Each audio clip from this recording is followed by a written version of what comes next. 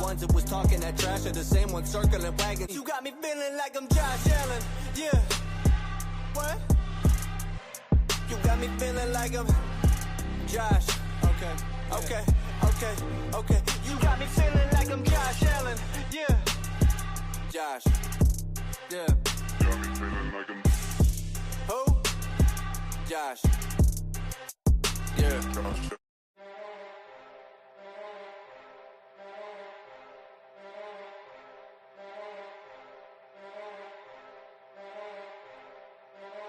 Ones that was talking that trash are the same ones circling wagons. You got me feeling like I'm Josh Allen. Yeah. What?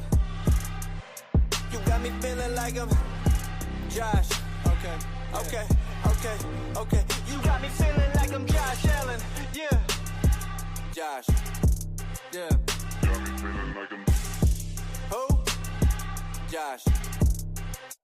Yeah. Josh.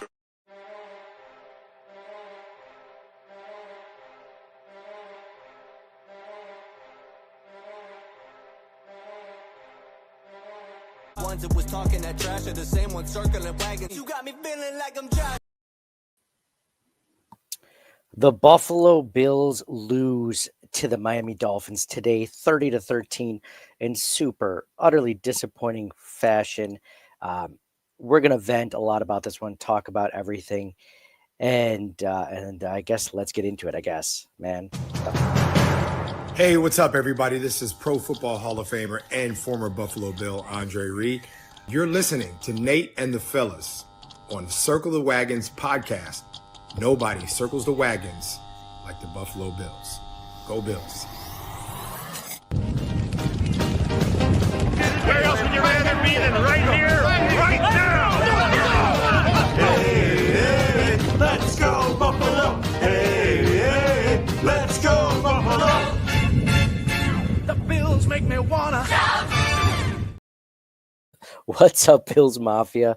Welcome to another episode of Circling the Wagons, a Buffalo fan base podcast. I'm your host, Nate. Blah, blah, blah. Let's get right into it, John. Talk about this 30-13 loss to the Miami Dolphins. This was the most disappointing game that I can remember in the last two seasons as far as a loss goes. I thought the Falcons was bad, but this is so much worse than the Falcons game. It was like they brought us so high with that Kansas City Chiefs game. Like we were standing on the mountain. We're like, this is a team. Like we're a team of destiny. Like this is the season, man. Like it feels good. And then the next week they lose to a 2-7 Dolphins team. And you're questioning your whole fandom. You're questioning your life choices in some ways, I'm sure. But John, man, how are you feeling? It looks like you're in mourning. I don't believe you, or I don't blame you. I believe you. Believe you're in, man. How depressed are you, or how are you doing in general, man? So nobody's questioning their fandom because of a loss. I mean, we've either you're a fan or you're not. So let's get that out of the way. Mm-hmm. But yes, this was disappointing. I my note sheet little booklet thing, I only wrote 4 words today. Offense, I can't even read it. Brady, receivers, and Bean was all I wrote down. It is what it is. So let me get to the first comment that just popped up on social media in this live stream. Brendan is saying the Bean McDermott era should be over. You mentioned offense, Brady, receivers. Where do you come out on who to blame for this loss? Because I mean, I could look. I just posted my thoughts on Twitter. I put Joe Brady at number one. I think that I haven't seen Josh Allen look this. I mean, last week it feels like I thought last week was the start of something. Like Josh Allen's passing game has stepped up. He's finally on the right page with his receivers. This is a way to move forward because the Chiefs have a much better defense than the Dolphins do. So I'm like, okay, this is team that the Bills can steamroll and really get things going against. Probably win by 2 scores. They were favored by 9.5 going into the game, and I came away from this game saying, yeah, the defense wasn't great, of course. Again, nobody expects. I don't think any person, Bills Mafia, expects this defense to be great, especially with all the injuries they've had. But dude, what's the offense's excuse? Why is Josh Allen not able to, put up 30 plus points against this Dolphins team that just traded off pieces? I mean, where do you put the blame in this one? Combination for sure. Like the receivers can't get open. But at the same time, Brady's got a scheme for it, and these screen passes or whatever, or dump offs that are like 4 yards behind the line of scrimmage, and let's hope to get some yards after the catch. It's not working. So it's. I think those are the two main things. That's his number one play. That's his favorite play, is that wide receiver bubble screen off to the side. And if we're lucky, if it's a great play, we get 5-7 yards tops, right? Like, I mean, at best, sometimes it's an 11-yard play and you're just like, wow, okay, maybe that actually. And now, like, they can just keep, like, the Dolphins aren't known for the run defense, but they can just, let's just stop Cook and see if they can beat us through the air, because they have no receiving weapons. And then once Kincaid went down, then it was all over. Oh yeah, it's all over. It's all over. So I want to talk about the Kincaid thing in a second, but I mean, I like to play this game lately where I've been thinking, I've been talking it out. It's like, let's do like our Occam's razor, right? Like, what's more likely? What's the most obvious reason why this is happening, right? Without looking exactly at the film, without looking all at the completely, just looking at the stats and everything like that, advanced stats. Like, let's think, what is more likely? What's the Bills defense is or Bills offense is struggling?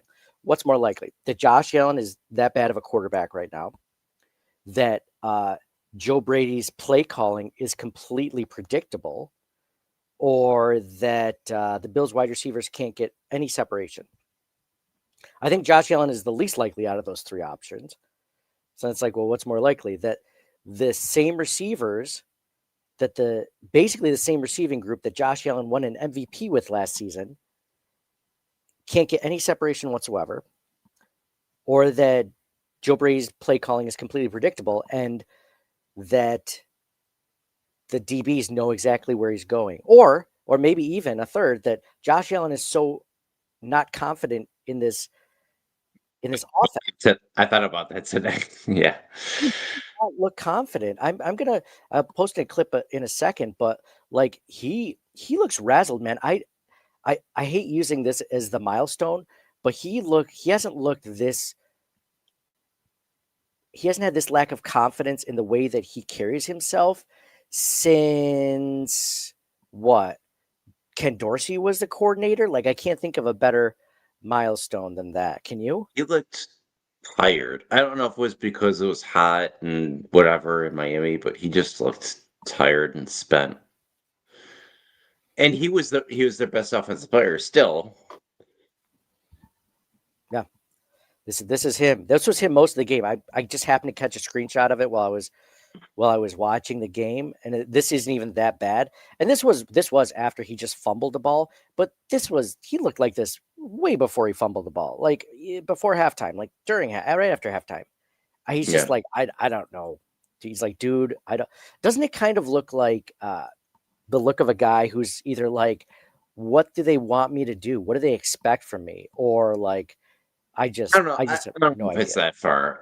I think he's probably just frustrated at that point. I mean, Cook fumbled too. Yeah, but those 2 fumbles are not the reason they lost this game. We could say that, but like, they lost by 3 scores. Like that game was not even close, right? Like, even if they scored a touchdown on each of those 2 plays, I don't think they win that game. Do you?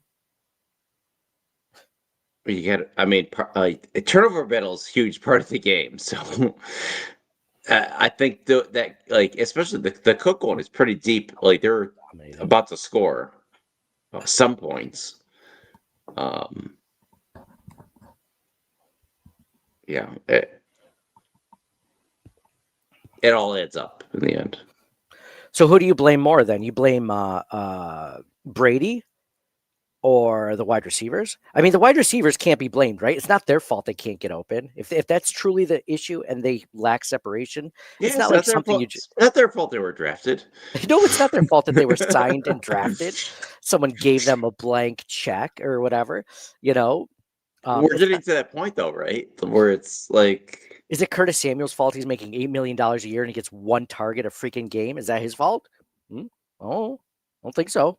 like 4 years ago, we had Cole Beasley, who else? John Diggs. Brown, Oh, John Brown. Diggs, right? Mhm. Those are we don't have that alpha anymore. And we had Brian Dable as the offensive coordinator. That's 2 offensive coordinators ago. Yeah. I don't know. The offense is messed up right now. They're the healthiest. Like the defense is riddled with injuries. I know. And they looked pretty decent. Like if the offense could score 30 points, they'd be fine. Right? Yeah, if the offense could score 30 points and didn't cough up the ball. I am not blaming the defense at all on this one. The defense should absolutely be giving up at least 30 points a game with as many injuries they have. What's the offense's excuse? Before Kincaid went out, it wasn't like they were lighting the score on fire. Like they looked bad before he went out. He was the only saving grace. I have an idea. Okay. Let McDermott call the offensive plays. Could it be worse? How could it be? It would be interesting. It's so bad. And I can't, because at one point you want to give Brady a ton of credit for the Chiefs game, right? The Bills won that game. They look good offensively against a good defense. And then at the other hand, you're just like, what is going on with this offense? It seems this is the best way I can describe the Bills' offense right now, especially the passing game. It feels like every completion is like a Hail Mary. Like it's so much work to get like an 8-yard throw. You know what I mean? Like it's just guys, it just has to be a perfect pass. The guys have to have like just the right catch. And it's like, and then the Dolphins take over the next drive. And their tight end is just streaking open, across the middle of the Bills defense. And you're like, oh, is that what it looks like to have a wide receiver that's not, that's wide open? The quarterback passes to in stride and he runs for another 10, 15 yards. Like, why is it so difficult? Why is there such a struggle? It's like the Bills are trying to trade for Dolphins receiver Jalen Waddle or like just defensive tackle. And it's like, of course they're not going to trade with you. It's in the same division. Like you have to have a plan B or a backup plan or something. Like that excuse. I didn't like that excuse because we did like a Monday or Tuesday podcast this past week about the Chiefs game and also talking about the trade deadline. And we thought for sure something was going to happen. We had some ideas out there, what we would have taken,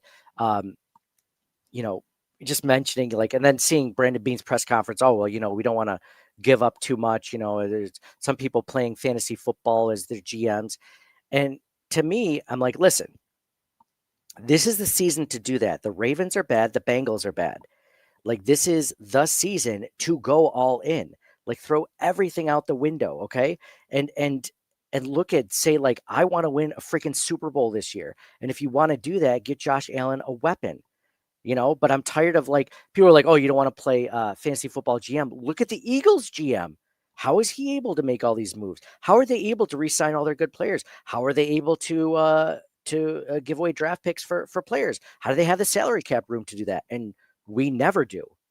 We never do. You know why we never do? I've decided it's because we don't draft well, because we don't have enough rookies on rookie contracts that like we can offset all these other players that we're paying. So we have Josh Allen, who's elite, and then a bunch of other guys that are pretty good that we're paying. Not amazing, not elite, pretty good. And then it's just all veteran minimum contracts. And then some rookies are playing. But we don't have elite players like the Eagles do.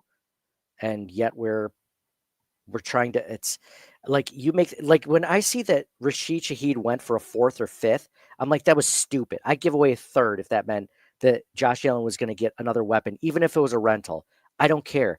Give him something this season.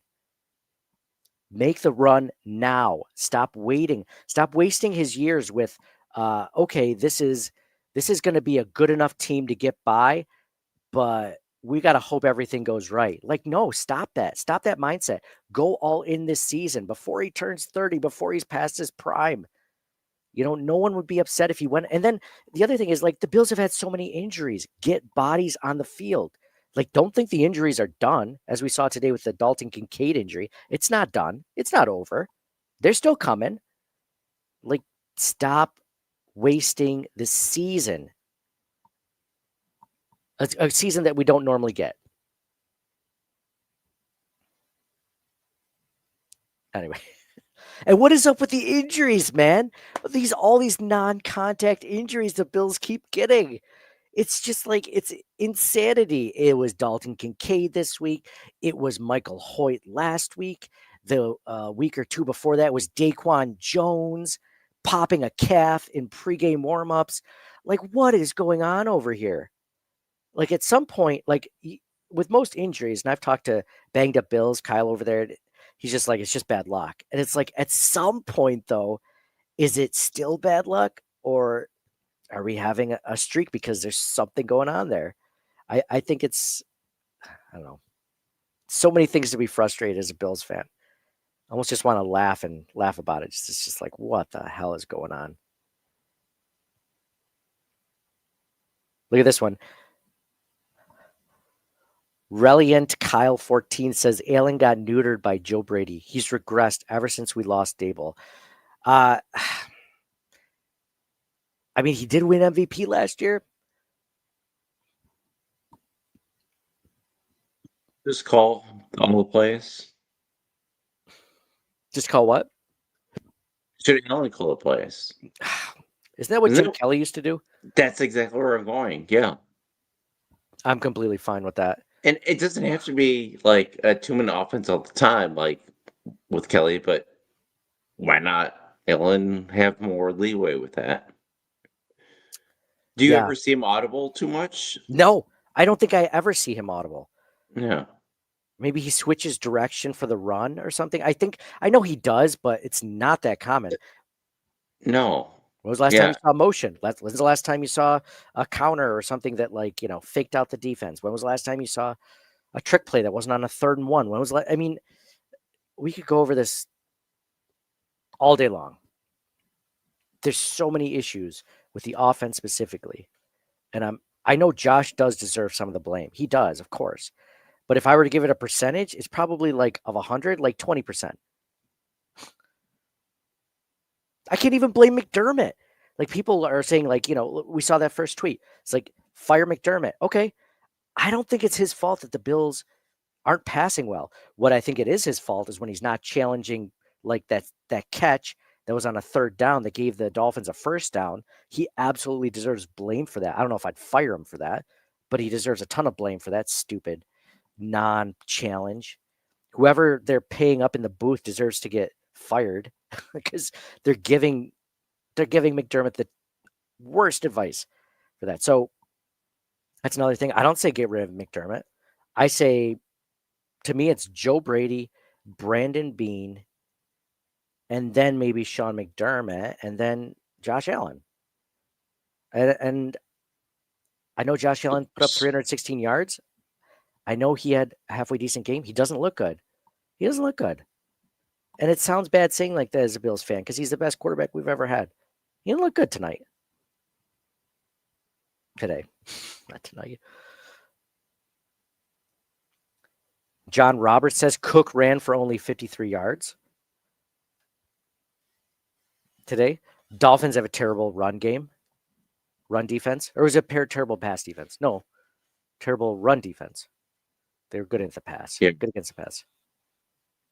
So let's pass as much as we can. Man. Jet O says the Hard Knocks curse. Man, if only it were that easy to just blame it on a curse. I would love that. I'd love to be able to do that. Nick Piscitelli says we need to have a serious question about our training staff. What's funny is they just changed out their training staff, their strength and conditioning coach. They just got a new one. I mean, you got to take that with a grain of salt because it's a new staff. Does it mean it's better? I mean, so far the results are terrible. But I mean, how much do you blame the training staff for injuries? I mean, it's not their fault Freak that injuries. Like Hoyt, like with the Achilles, like he just like steps up and then it pops. Like you can't train that away. I know. I'm trying to think of what injuries you could potentially train away. You're gonna get hurt. You're beating each other up on the field. Like people are gonna get hurt. Could it be that the players are at fault? They're injury prone. Maybe that's it. And if that's the case, who do you blame for the players? It's not the players' fault. It's Brandon Beane's fault. Is he signing? I mean, we're knocking on I wood. don't know if I blame injury prone either. And then you also, quote unquote injury prone players. They bring in like a guy like Jordan Porter, who was with us for so many years. He was injury prone before he came to us, supposedly. It was awesome. And there's other players like that too. So you can't just blanket statement that one way or the other. Yarnellum says time to clean out GM McDermott. Allen is lost and Brady's not smart enough to scheme up plays to open up lanes. John, how many games has the passing game for the Buffalo Bills looked good? Out of the 9 that they played, they're 6-3. There's 9. I'd say 2. They look good. The Ravens and the Chiefs. That it? I'm not missing any. They didn't look good against the Dolphins the first time. They didn't look good against the Jets. The best 2 teams that they played against, they played really well. Oh, this bodes well for the playoffs. Then just get in. All the other teams, not so much. John, when do you get to a point? Because I feel like it's so funny. After last week, we're like praising. The week before, we're slamming Brandon Beane for all of his picks and everything like that. The Bills win against the Chiefs, and they're like, "Oh, this rookie class is pretty good." Max Hairston, Deion Walker. Like we start singing their praises, and then they lose again, and we're like, "Time to clean house." John, what stage do you get where you're thinking, "Oh man, the Bills need to think about firing McDermott and Brandon"? You need to look at rookie classes at like it's halfway through the season, so I wouldn't put any second anything for this rookie class. Obviously, some players look good. Oh, Deion Walker looks amazing this year, and Harrison has only been back for a couple of games. He was hurt through most of training camp, so it's really hard to put stock on that. But you go back to last year, like Cole Bishop has been looking really good the last couple of games. So Harrison's looked phenomenal too. Yeah, in his 2 or 3 games. You need to give it like a solid 3 years to see if these guys develop or not. Especially like picks like 4th round and later. Speaking of rookie class, Landon Jackson went out in the first quarter. His first significant playing time as a defensive rookie. That was unfortunate. Again, guys just going down. I know it happens, but it just feels like it happens to us a ton. It's just my frustration coming out, man. I don't know. Who would you even give? So I don't know if we do. You even want to do what? I wouldn't. I already know Wall of Fame, and I wouldn't. I would not. No Wall of Fame on this one. Okay. No. Here's a good discussion piece. This is by Sean Flahavan. Apologies, Sean. What's the justification of not having Cook on the field on 3rd downs? It's baffling. 1,000%. 1,000%, Sean. Agreed. And whose fault is it he's not on the field? Is it Josh Allen's fault? Or is it Joe Brady's fault? Dude, Brady. Yeah. Brady, there are so many questionable things that happen out there. Like, it's funny. I used to rag on Brian Dable for doing that stupid jet sweep play every time with Isaiah McKenzie, and like he would just do it for motion or whatever. Like do that, like 70% of the game or something like that.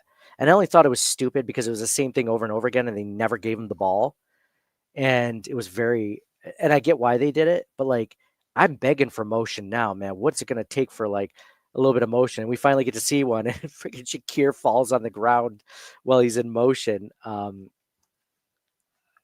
There's so many things that I question about this offense. Well, you never know. I can't remember which game it was, but Hawes fell at the ground, and well, he was in motion, and ended up catching touchdown pass. Yep. Sometimes it works out. It's so funny. Like we said, the wide receiving core is mostly the same. All the running back room is exactly the same. The O line is exactly the same as last season. How often does that happen? You never get the same O line back, either because of injuries or because of guys end up re-signing or getting let go, or extending. It's just this is the same offense, and looks awful. It looks awful. We were joking around watching it at a friend's place, and they're like, "Oh, well, maybe it's because Josh got married." We are grasping at straws as to why the offense is, and to me, it's staring us in the face. I think it's Joe Brady. I I I, I don't think it's all him. It's a combination. It's Brady and us not having an alpha receiver. Those are the two things. Mm-hmm. Yep. Jim Bienvenu says, "What the bleep is going on here? The Patriots are coming, so the Bills better wake up." Dude, the Patriots came. They are what, 1.5 games above the Bills now that the Bills just lost. They're 8-2, and the Bills are 6-3. So yeah, 2.5 games, man. They're here. They have a 74% chance. I was just looking at the odds from Kalshi. It was just like 75% chance that the Patriots are winning the division. Shit. And even if we tie them, we lost to the Dolphins. So that's a divisional game. So that's a knock off that tiebreaker. So we're gonna have to do 3 away games in the playoffs to get there. Man. That's a tough out. So you didn't answer my question. When do you get to the point where you look at firing Now. right now? Wait, whoa. What were Oh, you gonna wow. say? Ooh, firing McDermott Wait, and Bean. You say now. Wait, what were we gonna say? Jim says, "Sorry for the language, guys. I'm dead over here, though." Dude, I'm dead. I'm smiling. I have this weird thing, I think, sometimes where I smile when I'm upset. I don't know if it's not like I smile at funerals and stuff like that, or I laugh, but like, I'm just like, I can understand that. okay. You're like, I don't know what. It's either I laugh at it, or I throw something, or I cry. I don't know. I don't know. Because you don't know, you're so distressed. You don't know how to react, and like whatever comes out, Yeah. kind of thing. Yeah, Yeah. How do you feel about that? Are you in that same yeah. general area? Because I know Mhm. you're texting us and you're like, we're screwed. We're screwed. This is over. This season's over. And I couldn't be like, John, stop it. John, no, no, no. I was like, dude, I can't disagree with you. Anyway, going back to my question, when is it okay to fire McDermott and or Bean, or the vice versa? And because it's like, I can't remember. I think they just got extended this offseason too. So I don't think it's happening anytime soon. I don't think it should happen anytime soon. I mean, like you look at their record since they've both gotten here, it's been really great, right? Like all these winning seasons, all these division wins in the playoffs every year. I mean, you can't like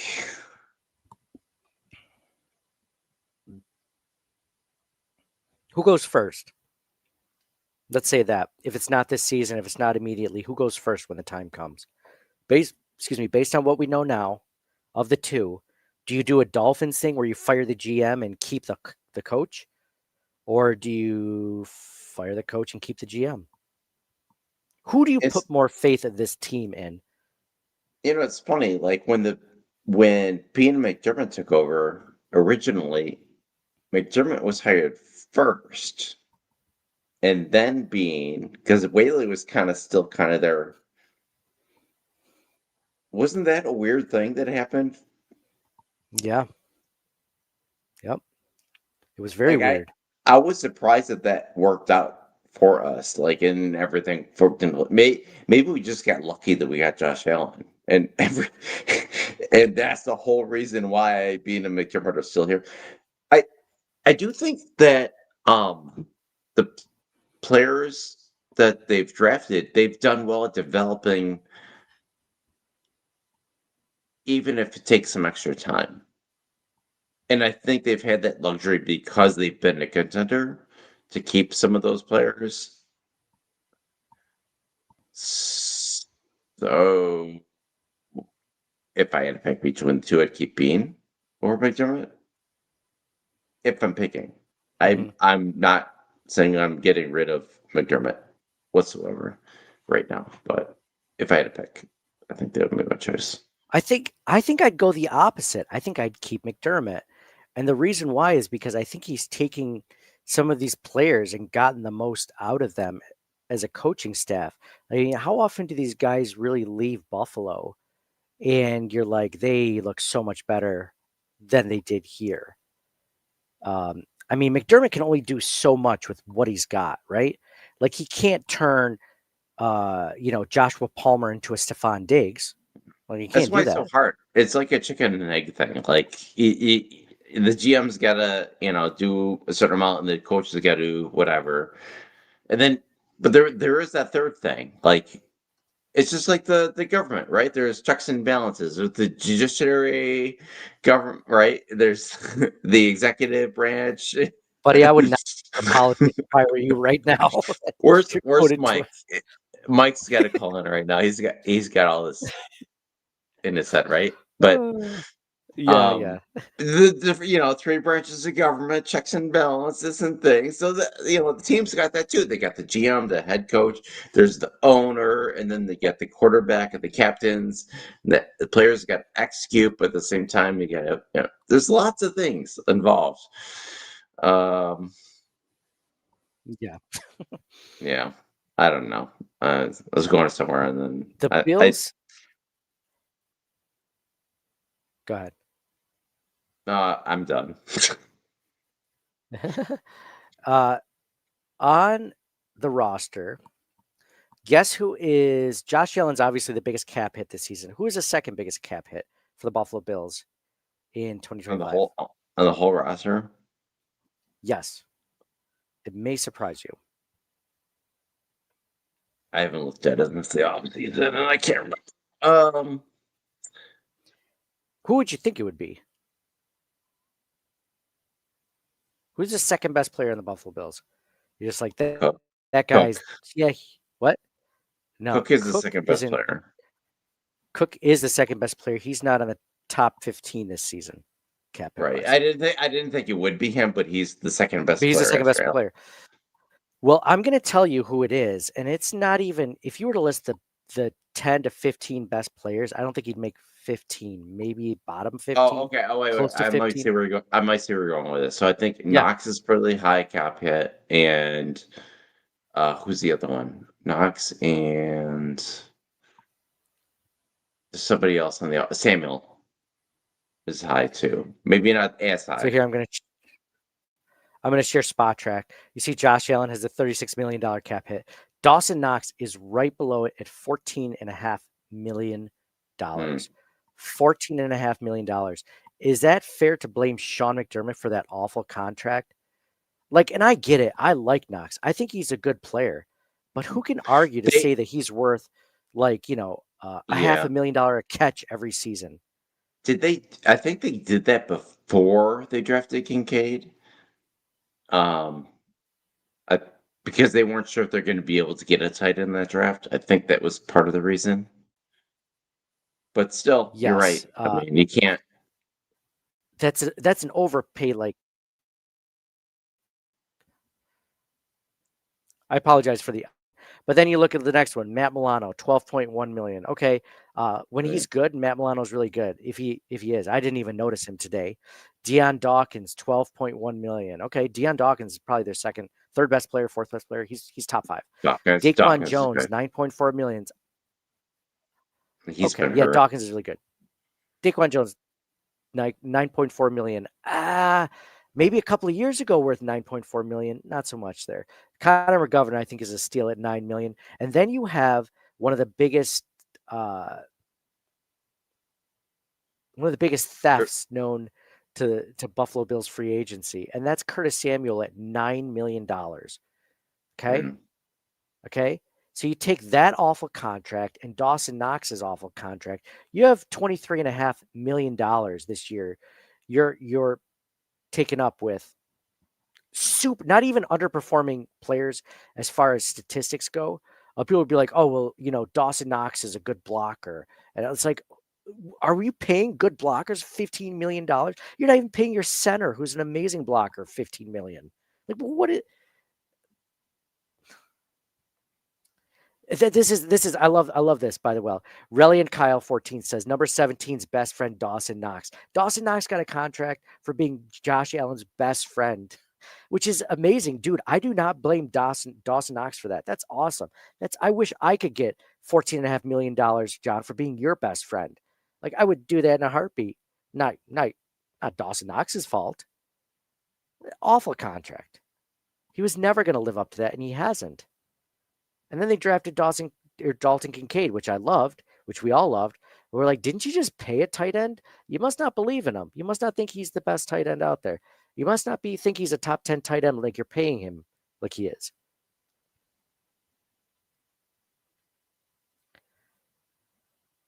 So, yeah. I'm at that point right now where I'm looking for heads to roll in the near future. This was probably the most disappointing loss since what, John? You can't even say the Falcons because this was way worse, I think, this season. Do you go to 2 seasons ago when the Bills lost to the Denver Broncos on that last-minute play before they fired Dorsey? When was there a game where you felt this terrible about the Buffalo Bills after that? Can't think of it.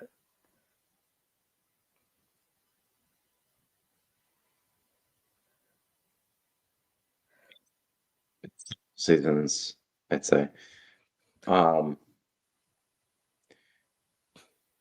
you want to tell me what you want me to tell you which wide receiver you could get with Dawson Knox and Curtis Samuel's salary this season, and let me know if it's worth it or not.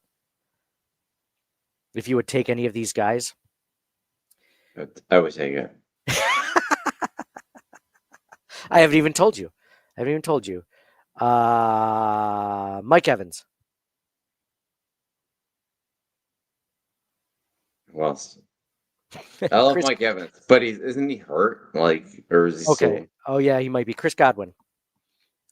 Oh, also on the Bucs. Okay. Devontae Adams. Old. Cortland Sutton.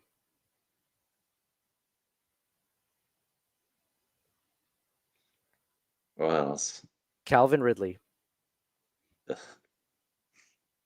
What else? Michael Pittman Jr. Pittman. Nico Collins. Nico Collins, yes. He's the first one. Well, he's like right at that $24 million mark. So maybe there isn't a player that you could take with that then. If that's what we just are looking at, maybe it's not better. I mean, anything's better than what we're getting out of those two players, but maybe it's not significantly better. Maybe you don't get a great wide receiver. But then it's also like, why aren't you taking a swing on a wide receiver in every draft? Right? Like every draft, you should be drafting a minimum of one wide receiver. And I don't mean a day 7 throwaway like they did this year with Caden Prather. Like they're just like, well, he's a good gunner. Like so they drafted him to be a special teamer essentially. So they didn't draft a wide receiver.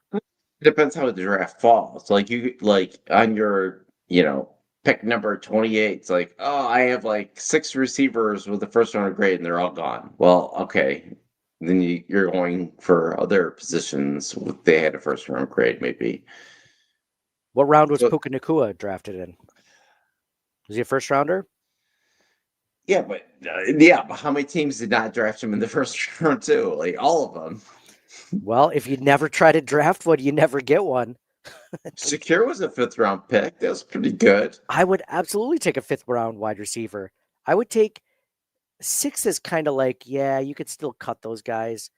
But like, don't bother. Don't throw a 7th round wide receiver and expect me to be happy about that. How often does that But work out? but you also got to go with your 5th or better. tiers 5th or and better. your grades and your tiers. You got to like so maybe the problem is in the if you're going that route, maybe the problem is within the scouting department. And you got to make some cuts there. Maybe. Well, whose fault is it that the scouting department isn't doing their jobs? It goes all the way up to Bean, right? Yeah. Yeah. But he can make somebody a scapegoat and fire them and Oh man, that would be great. He's just like, oh, it's the scouts' fault. Oh, is it? Is it? Did you not look at the scouting reports and have any questions? This is a good point by Jet O. Penalties have been out of control this season. So that one, I was saying I would keep McDermott. That's squarely on McDermott. That's not Bean's fault that they're getting penalties all the time. That is on the coaching staff and the players. But if the players aren't executing, why aren't the players executing? You got to go back to coaching.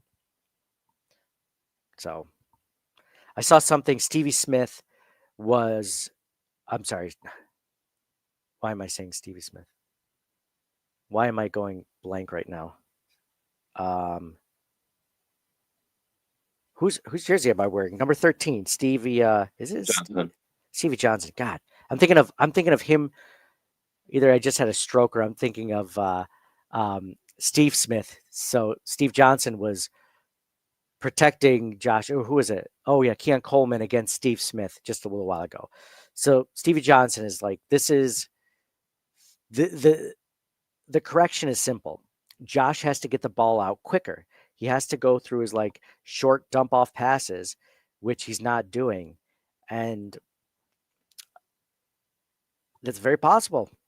And if that's the case, if that's all it is, then that's on Josh Allen. Or is it on, I mean, by now he shouldn't need Joe Brady to hold his hand through progressions, right? I don't think he's ever needed that.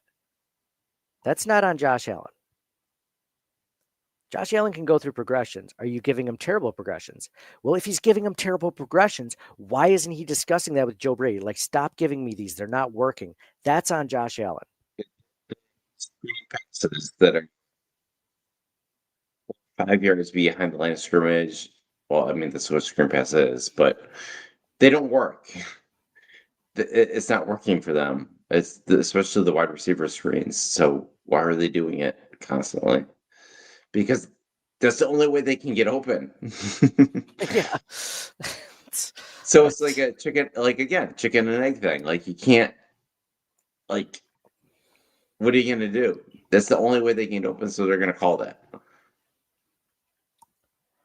So either they can scheme something else up, which is on the offensive coordinator, or they can get better receivers, which is on Brandon Bean.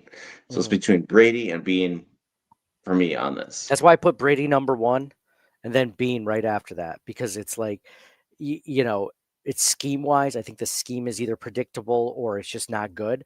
And then Bean isn't giving the players that maybe could help the scheme better. Like you said, wide receivers getting separation. I think it goes on those two guys. And then all the other things like bad non-challenge calls and penalties, that goes on McDermott. That's an ongoing issue. And then Josh Allen. So that's why I left it the way I did. But yeah, no, and I think I agree with it. And like McDermott, I think he's got the locker room. Like, Bosa's super happy to be here. Like, you hear all these stories and everything. I think I keep saying McDermott is really driving home the culture, and everybody's on board with that. So I don't think That's what's tough about this is yeah. people love to play for the Bills. They love it here. When was the last time the players have loved playing here?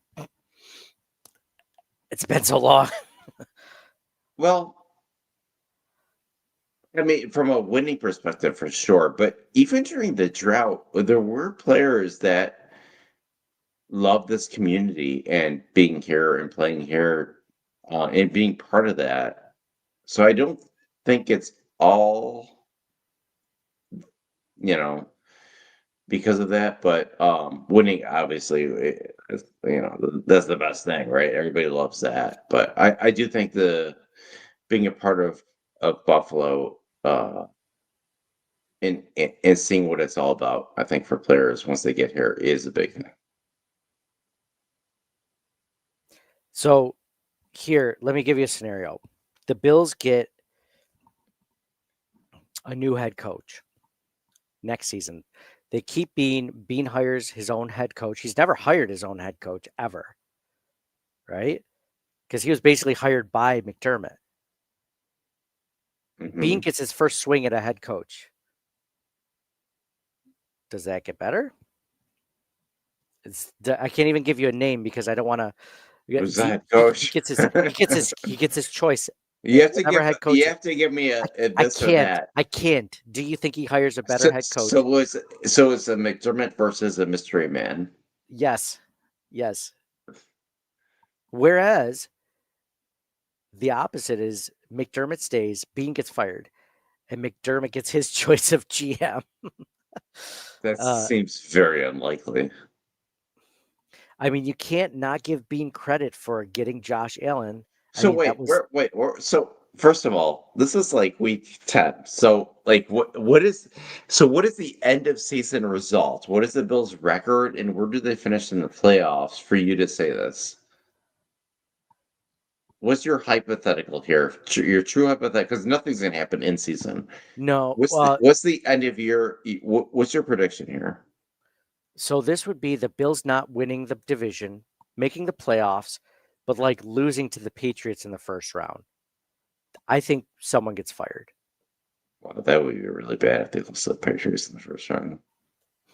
Well, why wouldn't they play the? I mean, it's very possible they do play the Patriots, right? Yeah. Bills could be the 5th or 6th seed easily. Okay, so that's your hypothetical. It's my hypothetical. And you're asking what happens as far as firings after that. Yeah. I think nothing. You think nothing if they do that? That would be my prediction. So this is an interesting thing. Jetto says we don't win the division and we miss the playoffs. If we don't win the division and we miss the playoffs, does anyone get fired? I still don't think anybody gets fired. Because it's the first truly disappointing season. I think that would be my guess. Dude, the fan base has been clamoring for someone to get fired for like almost 2 seasons now. You think they'd be okay? They haven't won a Super Bowl. Do you know how hard it is to win a Super Bowl? Dude, the Eagles won a Super Bowl like what, 5 years ago? And then right before last year, before they won their second one, they were all calling for Nick Sirianni to be fired. They're like, fire this guy, fire this guy. And then they won it. Well, they won it, exactly. So like, fans, we ask for people, to get It's like, fired. what have you done for me today? League, right? Yeah. What have you done for me today? It's Today, so not even what have you done for me fantasy-focused. lately? What have you done for me today? Yeah. You think that if the Bills don't make the playoffs, they don't fire anyone? Like, I mean, Brady will be gone no matter They're what. not gonna not make the playoffs. Come on. I mean, they're probably gonna make the playoffs. They're gonna make the playoffs. A first round exit though would be pretty disappointing. Right. Yeah, any exit would be disappointing. They have to make the Super Bowl this year. Even if it takes 3 away games to get there. Yeah, and unfortunately, they haven't been playing great on the road. Okay. But they gotta make some changes. So what changes? So you're talking about hypotheticals end of season.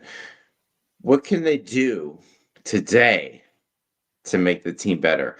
Trade deadline is passed. They're not going to fire anybody. So what can they do scheme-wise or player personnel-wise or anything else to improve their chances this year? That's the question.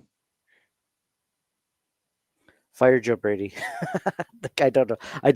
I don't know who would replace him, to be honest. I know Brian Dable just got fired from the Giants. So, I mean, could the Bills technically fire Joe Brady and bring in Brian Dable already? I feel like I never see that happen. The only time where like head coaches get fired and they come to a new team is like under like a special like counsel or like a special coaching role. Like it's not an offensive coordinator role or quarterback coach role. It's like I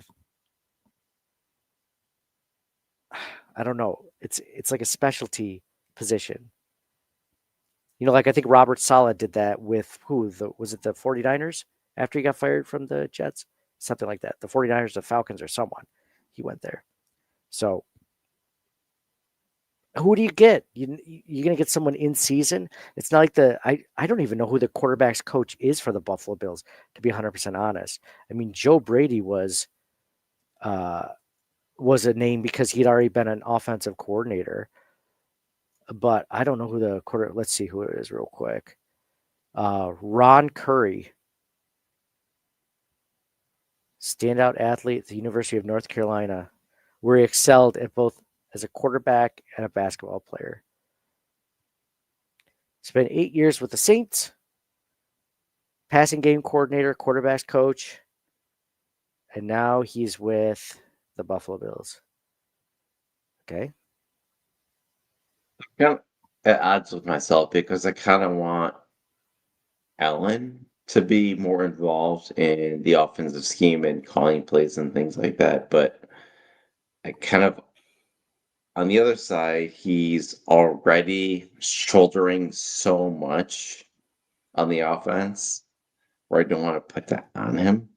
Dude, maybe that's why he looks the way he did when I showed that picture earlier. Like, because he's carrying everything, right? He's like, not only am I the one, shouldering all this load between, this, and that, like, he can't take on any more. Doesn't he look like a guy that's beat down at his job where they're just like, here's another project, here's another project, here's another project. And he's just like, dude. It's also in Miami where the heat index was in the 90s today. Like, that plays a factor. It's hot. It's going to wear you down. It is hot. It is hot. But I don't know. What do you think about this idea from Reliant Kyle 14? Bring McDaniel in as OC next season if he gets fired from Miami. You mean when he gets fired from Miami? He's definitely going to get fired, right? That would be interesting because I do like McDaniel for as much as I hate Miami. I've always liked McDaniel. And I don't know. Maybe. Look what McDaniel did with Tua and two good wide receivers and like a good running back. Like he was creative. It wasn't just like drop back, 6-7 step drop back, pass to the open wide receiver. I mean, they had like sometimes I think he overthinks himself. I don't know. I mean, if Waddle and Hill and Achane and like they can't get anything going. I mean, today was Hill. They didn't have an issue today without Hill. Yeah, without Hill it was fine, but in general, would you have given up a 20? That was the report that came out. Was that the Bills were willing to offer a 2027 first round pick for Jalen Waddle, but the Dolphins wanted next year's 2026 first round pick from the Buffalo Bills. Would you have done that? Yeah, honestly, to me, a first round is a first round. I don't care what year it is. So if you're squabbling between what year it is, I think I would have done it. Oh, I'd have done it in a heartbeat if you can afford it. Yeah, it's not like you're squabbling between a second and a first. It's like a first between two different years. Yeah, exactly. I mean, it's not even like a high first round pick that the Bills don't never have a top 10 pick. So it's not like you're getting, like the best tackle or whatever. Like it's a bottom of the first round Now we do round it. pick. We do it for that. 100%. I don't know why they didn't. Again, we're talking about. I don't know what his contract is or how many years is left on it. I didn't Pretend that doesn't exist, John. Pretend that doesn't exist. Yeah, that for sure. Yeah. Well, they never said, the report was never that the Bills couldn't afford it financially. It was that they didn't want to part with the 2027 or 2026 first round pick. But was it like just for this year, or is this the end of his rookie deal, or is it like how many more years? Like I don't know. He's What not. do I He's look young. like? What do I look like? The guy. He agreed to a 3-year deal that keeps him through 2028. So he's a free agent in 2029. Are you freaking kidding me? I'd have done that in a heartbeat. What are the odds that you're going to get a first round pick, even if you pick a wide receiver, that he's going to be as good as Jalen Waddle? What are the odds? Jalen Waddle's what, a top 15, top 20 wide receiver easily? Yeah. What are the odds that you're going to pick a better? When they Shakir's not as good. They don't have a wide receiver. When they traded for Diggs, which year was it in advance? Do you remember? I think it was probably just that year, right? That he had left on his contract? Like when they traded for Diggs, what pick did they give up? Oh, the first round pick next year. The very next year. Of that year, right? Of that year, correct. The very next year, yeah. Yeah, so, yeah. So it's the same is sort of it deal. Worth the same? Yeah, probably. The only thing that I ever struggle with is how do you make the contract work? Because it's a 3-year, $84 million contract. You're looking at like what, $28 million per year, something to that extent. 3-year, 84. Can't do that math in my head that quickly. It's 25, 26, 27 million. Yeah, it might be good. It might be good for the rest of this year, but how do you make it work for in the future? Cut some guys. Cut anyone but your offensive line. Anyone. Isn't Connor McGovern a free agent next year? Yes, he is. Yeah. That's the other thing. You're losing your offensive line after this season. Connor McGovern and David Andrews are both both going to be free agents. And then in another year after that, you have to think of if you're going to re-sign Osiris Torrance, who's been looking really good. Another reason why you go all in this season. I think I'm going to throw up. My bad, dude. I wasn't trying to, but dude, why wouldn't you do Jalen Waddle? Why? If you could afford it financially, which is the biggest hurdle, and you find a freaking way, like, do it. You know what I really wanted? I was really hoping for defensive tackle, to be honest, but the defense has been fine, even despite all the injuries. It's the offense is the problem. Exactly. That's why it's so frustrating, man. The offense has the no offense excuses. is supposed to be their strength. Well, it won Josh Allen an MVP. So apparently it wasn't a weakness. He's getting sacked more. He looks so much more. When was the last time you saw Josh have a really good run out of pressure? It feels like he gets tackled in the backfield so much more often. Just not sure why. Anyway, John, we've talked about this for almost an hour now. I think we're going to give folks a chance to should I read some hot takes actually from Twitter? Let's do that real quick. Hot take from Twitter. I'll give you a break for just a moment. I don't even want to say it. All right. After every game, I didn't even want to do like Sweet Sassy Molassy or Wall of Fame, Wall of Shame. It was basically just a Wall of Shame podcast, to be 100% honest. So I asked, after every game, I ask on Twitter X, what's your hot take in this one? I actually said, is this the worst Bills loss in the last 2 regular seasons? Who said that? Still Atlanta. They haven't showed to be as dominant as they looked that night. It had a lot riding on it. I don't know. This game, I think, is worse than the Atlanta game, in my opinion. Bill Lasso says, I'm tired of the Bills being so inconsistent, but also just an unlucky game. Turnovers go differently. This is a much different game. Yeah, I don't disagree with that whatsoever. Those two, the one where Cook had in the red zone, very unlikely that he does that. He just hasn't fumbled the ball a lot, which is a great thing. And then Josh Allen fumbles it.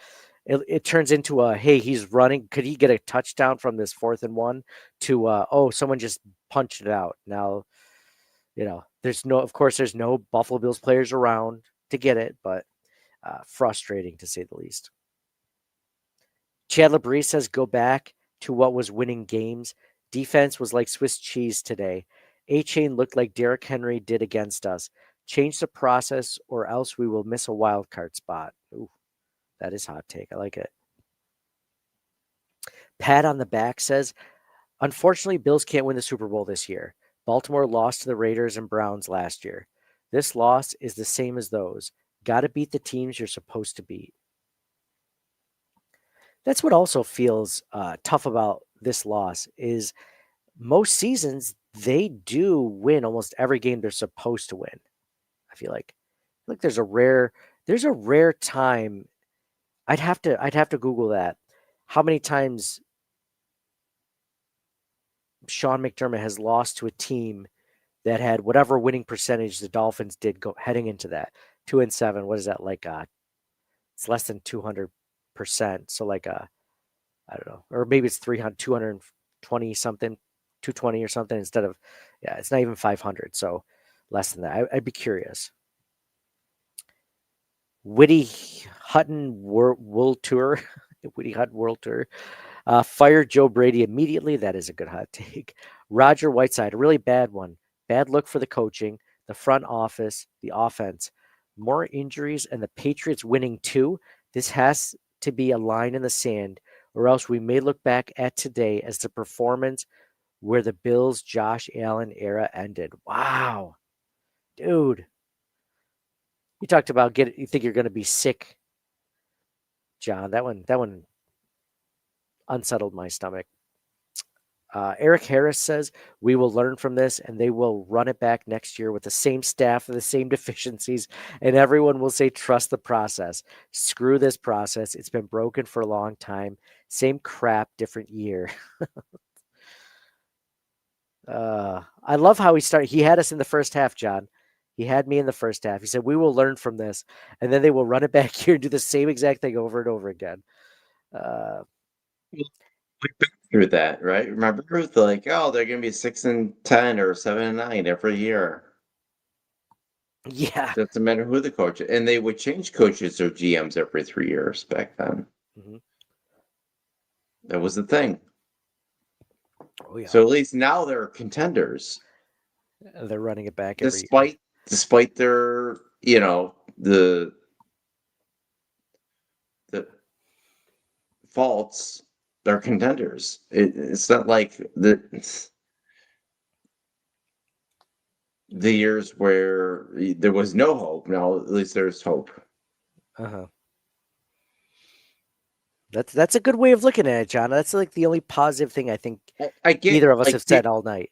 People want to improve on GM or coach, but like, who's going to be the next GM or coach? Like, you have to give, like, if you're like, okay, fire who so and so, who are you going to bring in place of that? You have to at least say that. Mm-hmm. To at least analyze it and take it seriously. If you're just saying like, fire whoever because they lost this one game or these 3 games, mm-hmm. You have to at least say, okay, do this instead, not just fire. Right. There has to be an alternative. You have to have a solution. Like if you're at work, you're like, oh, this is not going to work to your boss. Well, they're gonna ask you why, or right, or they're just gonna do what they're gonna do. You have to like give a solution to it, or like a good idea at least. You're like, no, right? It's not gonna work. No, this is a terrible idea. Don't do this. They're like, well, we're gonna do it. So what would you propose? And you're like, I don't know. Like, it does not work like that in the real world. You have to at least have an idea or a solution to the problem. So Yeah. AJ Tharp said our wide receivers ran routes like they were hungover from partying the night before. Our wide receiver room, as it stands, is on the books for over $118 million, and they can't get open. How the hell do we pay that much for these results? That's a Brandon Bean special right there. But going on, AJ Tharp says, and for the love of God, can we please turn injuries off? I love that. Richard W. Griswold kicking the crotch. Big Mike said, glad I slept through this one. It's cold enough when I get out of work at 6 a.m. Monday morning that I'd need to wear a hoodie. Left the Bills gear at home, SMH. Oh, man. Dude, shout out to all the third shifters out there. Michael Graham says, my hot take, a third string running back should not be taking an onside kick. Especially when you have a kicker who has been in the league for 19 seasons. McDermott's still making inexcusable mistakes 9 seasons in. He has to go. Oh, and our wide receivers suck. they obviously practice the Ray Davis onside kick in practice. Like I think that that wouldn't be the first time they've ever done it. God, I hope not. They what I'm hoping, John, is that they practice this between Ray Davis and Matt Prater so many times that they're just like, actually, Ray Davis is a lot better, because why else would you Yeah. have And him? it wouldn't matter anyway because they would have had to do 2 onside kicks at that point. So I mean, really, Yeah, exactly. You see the odds of people or teams making onsides kick this season was 3 out of 30 have yeah. been recovered, and I'm like, that's less. That was at 10%. The Bills are going to be less than that, whatever Oh, it is. sure. Yeah. Unless If they it's have Steve Christie or something. yeah, if it's 3 out of 30 for the NFL, it's like 1 out of 30 for the Buffalo Bills. JBD 3105. I feel like this gets asked every season of the McDermott era. The cycle is repeating itself. Yeah. Jason Statham says Joe Brady is a fraud. That's all. No arguments there. Charlie B. Go Bills says, hot take. This team seems bent on breaking the fan spirits. At least during the drought years, the team sucked. We knew they sucked, but we could deal with that. When they won, they exceeded expectations. This version plays like their opponents, not like champions. Oh, man. Dude, it's preaching to the choir over here. All right, let's see. GM has worn out his welcome. Offensive play calling is far too inconsistent. Need to look more outside the organization for coordinator positions. Injuries are becoming a brand standard. Well, injuries, penalties, yeah. James Bennett says, time for a change at the top. McBean and company have let this team and its fans down. They've grown complacent, lost their edge, and it shows. It's time for leadership and a coaching staff with real heart, fire, and a hunger to win again.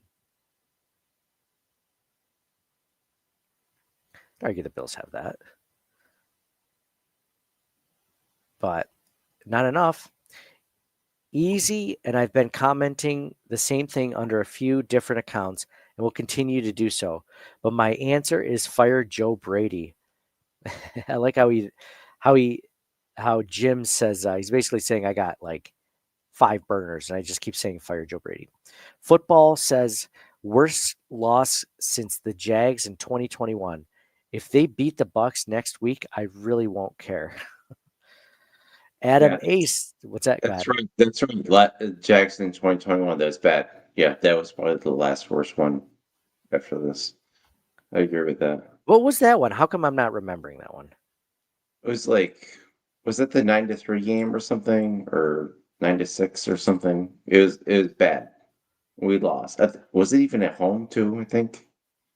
Can't remember. I can't But remember it was. that. I remember there was a Jags loss that was really bad. I think that's the one. Yeah.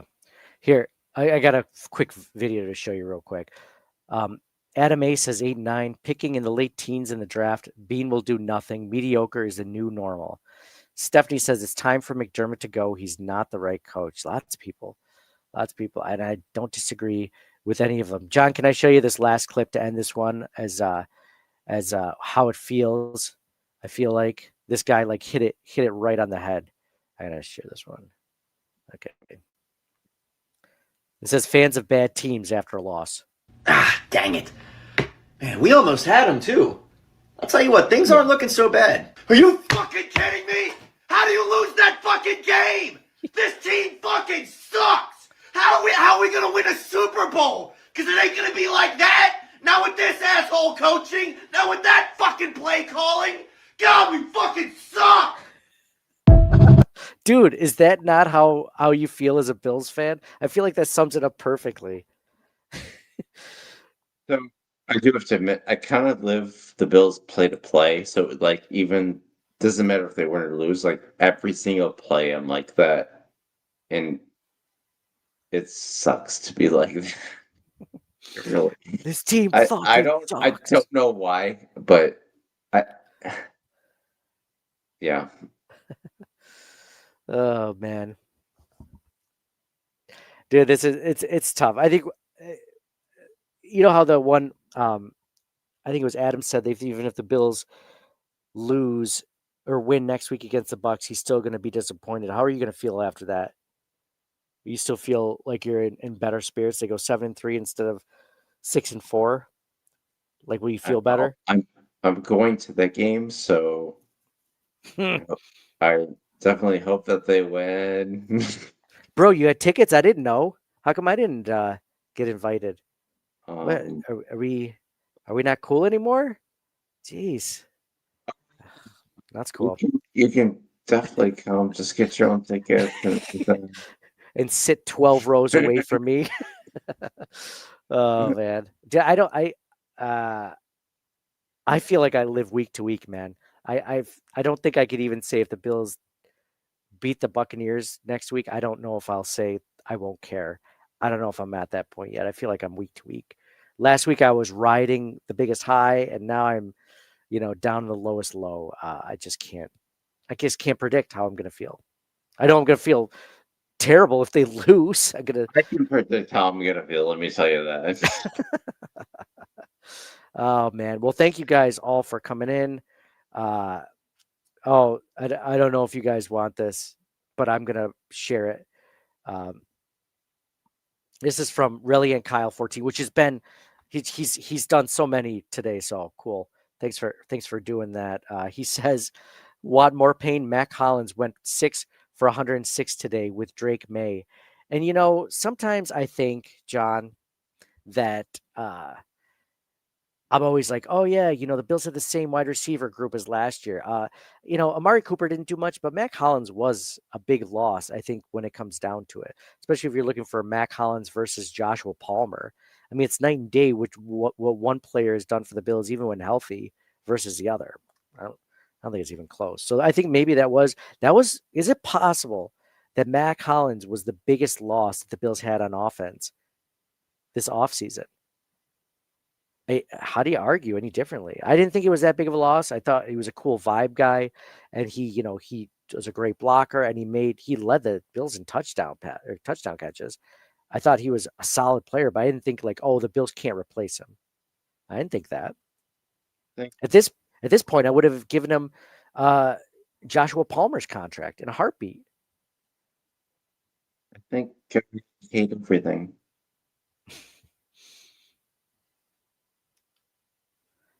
This is good. This is from our guy, AJ Tharp. Ray Davis has a longer kick this year than a run. Yeah. Not having a great season. That's all right. Well, thank you guys all for being here. You're welcome. Gonna pick a winner for the Buffalo Bills. Oh, we got a Tito's jersey again. And then we also have this Buffalo Bills Water Buffalo Club 716. This cool hat that they gave us. I'd love to give it away to a listener, a viewer, a watcher. If you're wondering how you can get in on these random giveaways, just leave us a 5-star review over on Apple Podcasts, or if you do it on Spotify, just do it and shoot us a screenshot of it. Email us ctwpod@gmail.com or DM us over Instagram, Facebook, Twitter, whatever.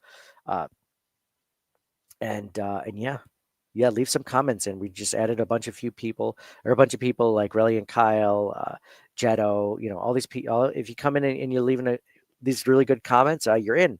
So the winner of this week's giveaway is, real quick, I'm going to share my screen so people don't think I'm pick one. We got Stu McAllister. Stu Gotts.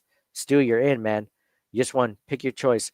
The Tito's Bills jersey, or I guess it's not a Bills jersey, it's just a Tito's jersey, and the Water Buffalo Club hat. Pick and choose, man. All yours. I'll send it to you in the next couple of weeks. So thank you guys all for listening. Thanks for being a part of this as much as you can, as much as it pains you to do that. You guys had some really good insight, and it helped us vent. Man, as Bills fans, it's a tough one, man. It's a tough one, but there's always next week. That's what I just got to tell myself. John, any final thoughts before we sign off, or are you good?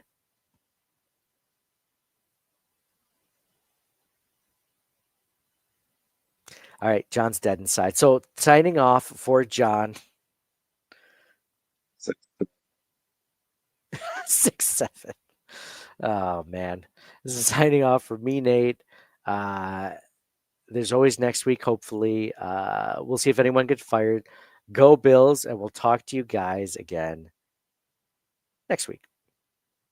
Thank you for listening to the Circling the Wagons podcast. Download and subscribe to us in your favorite podcast service. Email us at ctwpod@gmail.com. That's Charlie Tango Whiskey Pod@gmail.com. Follow us on Facebook and Twitter at CTWPod. And most importantly, go Bills! Nobody circles the wagons like the Buffalo Bills. Nobody circles the wagons like the Buffalo Bills, Nate. Well, listen, the whole show is called Circling the Wagons. Say no more. I love it.